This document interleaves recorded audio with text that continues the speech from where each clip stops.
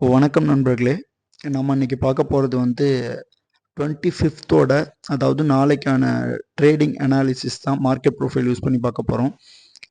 நம்ம ஆல்ரெடி ஒரு நேத்திக்கு குடுத்துருப்போம் என்ன லெவல்ஸ்ன்னு.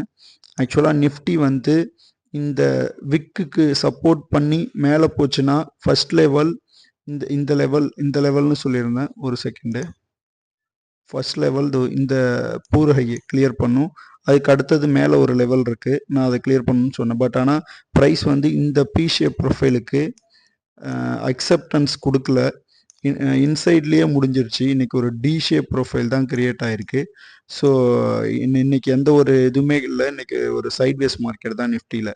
பட் நாளைக்கு ப்ரைஸ் இந்த எக்ஸஸுக்கு சப்போர்ட் பண்ணி இந்த ப்ரீவியஸ் டே மேலே அக்செப்டன்ஸ் கொடுத்தா அகெயின் என்னோட வியூ மார்க்கெட் வந்து அப்சைடு தான்.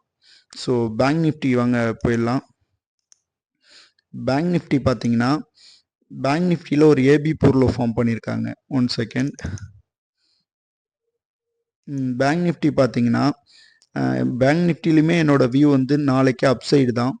ஏன்னா இன்னைக்கு என்ன நடந்துச்சுன்னா பார்த்தீங்கன்னா, பேங்க் நிஃப்டியில் ப்ரீவியஸ் டே ஹாஃப் பேக்கை எக்ஸாக்டாக ஹாஃப் பேக்லேருந்து செல் அடிச்சிருக்காங்க. அதே மாதிரி ஒரு ஏபி பொருளை ஃபார்ம் பண்ணியிருக்காங்க. அதுலேருந்து மார்க்கெட் வந்து 1 or 2 டேஸில் கண்டிப்பாக இந்த ஏரியாவெலாம் கிளியர் பண்ணிவிட்டு மேலே வந்துடும். இது ஃபஸ்ட்டு டார்கெட், இது செகண்ட் டார்கெட் பேங்க் நிஃப்டியில்.